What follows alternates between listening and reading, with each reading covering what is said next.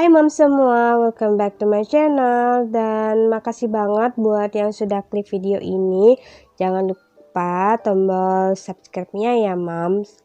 Hai, apa kabar mom semua? Dan sekarang sudah masuki bulan Januari ya moms. Yang belum melakukan financial planner segera bikin ya moms, karena ini menurut aku sangat bermanfaat buat mengatur keuangan kita ini. Nah, pada bulan ini aku alokasikan incomeku dalam 3 bagian, yaitu tabungan, pengeluaran, dan keinginan. Untuk bagian income jangan lupa dicatat di sini ya moms. Alhamdulillah bulan ini tuh incomeku ada sedikit penambahan, yaitu sekitar 120.000. Ini totalnya 2.170.000. Bagian bonus ini memang sengaja aku kosongin karena biasanya aku catat kalau di pertengahan bulan itu ada rezeki mam.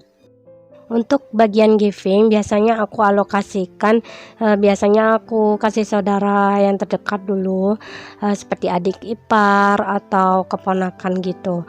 Nah, berikutnya kalau ada sisa lebih juga aku kasih ke orang lain yang lebih membutuhkan gitu mam.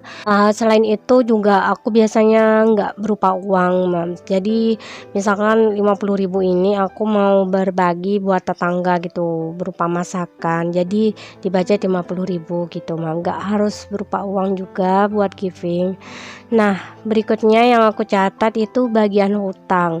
Setelah giving aku selalu mencatat bagian hutang moms, dan yang hutang ini hutang buat tabungan anak, juga cicilan baju. Bulan ini hanya 50.000 moms, jadi belum lunas. Sebenarnya kalau aku bayar langsung 100 itu lunas, tapi karena sekarang itu banyak kebutuhan, jadi nggak bisa langsung lunas gitu, nggak bisa bayar 100.000-nya itu moms. Dan berikutnya itu tabungan. Di sini tabungan aku memang lumayan kecil ya mam, tapi yang penting aku bisa menabung meskipun itu sedikit mam, seperti dana pendidikan anak dan masa tua. Tabungan kayak dana pensiun gitu nggak harus sekarang sih, tapi nggak apa-apa, aku mulai nabung dari sekarang mas.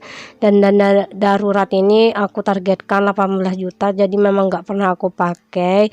Dan sinking fund selalu nominalnya sama 45.000, tapi aku belum bikin sinking fundnya mam.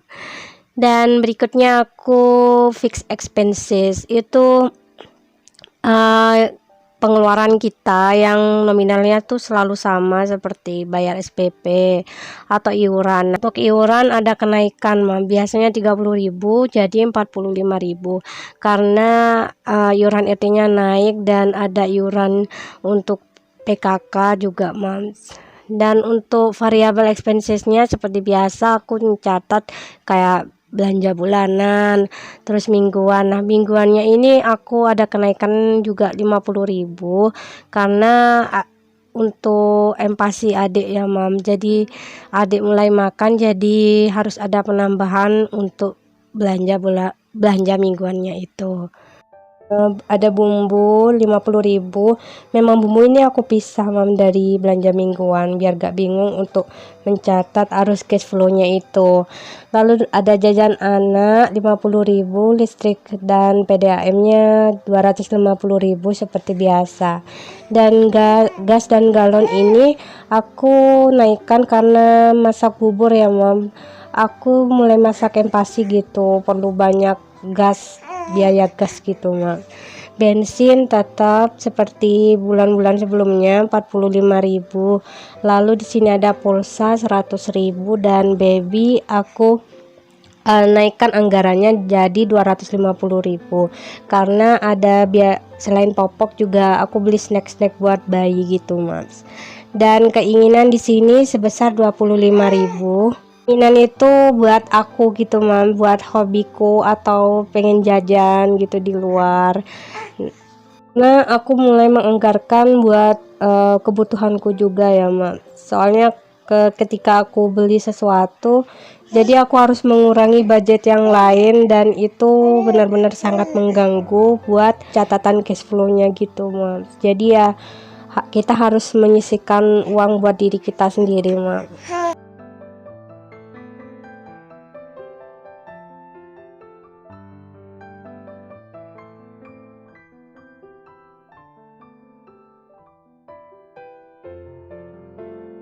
Nah, untuk bagian berikutnya, di halaman berikutnya seperti biasa, di sini aku mencatat seperti catatan hutang, biar kita tahu catatan hutang kita itu lunas apa enggak. Juga ada alokasi sedekah. Kenapa ada alokasi sedekah? Seperti yang aku bilang, Mas. Alokasi sedekahnya itu kan giving, nggak selalu uang cash gitu. Kadang berupa makanan gitu buat tetangga, atau kita ngasih makanan ke orang tua.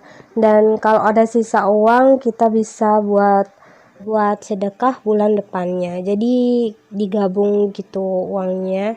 Sisa sedekah bulan kemarin kita gabung untuk bulan berikutnya. Dan pada bagian berikutnya aku biasa catatan keuangan ya, Mams. Jadi catatan keuangan, kita belanja apa itu kita catat biar nggak lupa gitu. Untuk mencatat keuangan bulan ini, jadi aku nggak pisah-pisah per kategori, aku gabungin semua kategori, misal belanja bulanan, belanja mingguan, aku jadiin satu dalam tabelnya itu.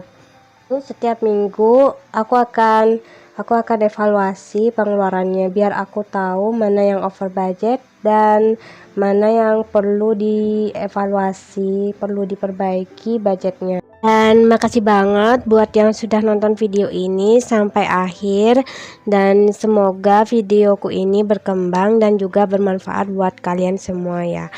Sampai jumpa di video berikutnya.